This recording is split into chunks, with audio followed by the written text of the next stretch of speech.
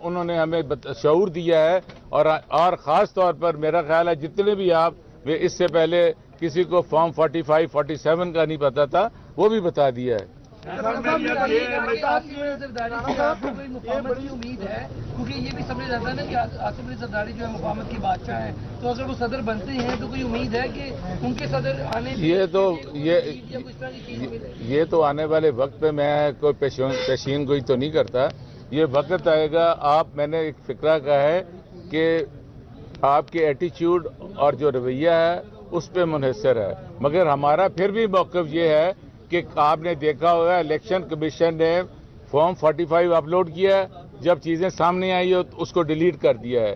اب کیسے یہ کل کو تھیلے کھولتے ہیں، اس کا فرینزک ہو سکتا ہے۔ ایک ہی آدمی نے اگر 2-2 ہزار انگوٹھے لگائے ہیں تو کیا اس الیکشن کی کریڈیبلٹی کیا رہ جائے گی؟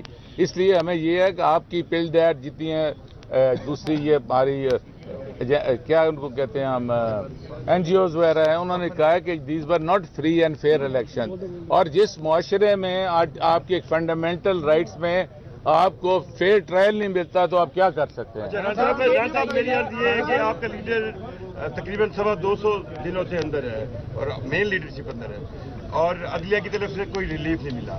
الیکشن ٹریبیونل سینس میں بھی وہ ہر چیز کو واپس بھیج دیتے ہیں، لیکن آپ کی باتوں سے محسوس ہو رہا ہے کہ ابھی بھی آپ کو امید صرف عدلیہ سے ہے۔ تو کیا آپ کو لگتا ہے کہ کیا دیکھیں، جس معاشرے میں عدل اور انصاف نہیں ہوگا وہ کبھی معاشرہ سروائیو نہیں کر سکتا۔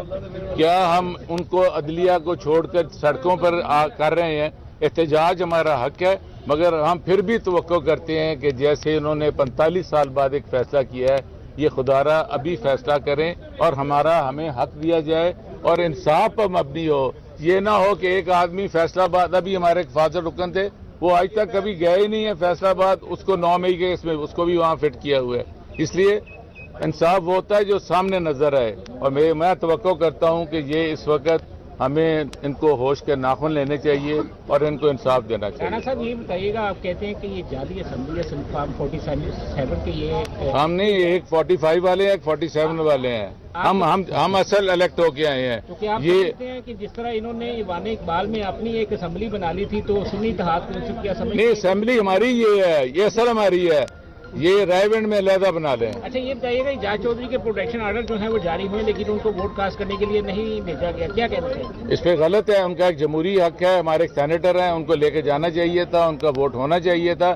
انہی رویوں سے کی تو بات کرتا ہوں کہ جیسے ہمارے میاں اسلم اقبال صاحب ہیں، احمد رشید صاحب ہیں، ان کو فری پیسج دیں، وہ الیکٹڈ لوگ ہیں۔ اگر آپ نے جھوٹا، آپ کو ہو سکتا ہے کل میرے پہ بھی یہ بنا ہو، میری جگہ کوئی اور یہاں پر آپ کو میڈیا ٹاک کر رہا ہو، اس لیے آپ ہماری آواز بلند کریں گے کل کو میرے ساتھ کچھ ہوتا ہے۔ ملک صاحب، آپ اسپیکر کے آپ نے تھے، آپ کو ووٹ کم پڑے تھے، آپ ووٹ چلے گئے تھے، اب آپ نے جو اپنے داخل نہیں ہو سکے کیونکہ پہلے اسپیکر کا الیکشن ہوتا ہے اور اس کے بعد ہوتا ہے ڈپٹی اسپیکر کا۔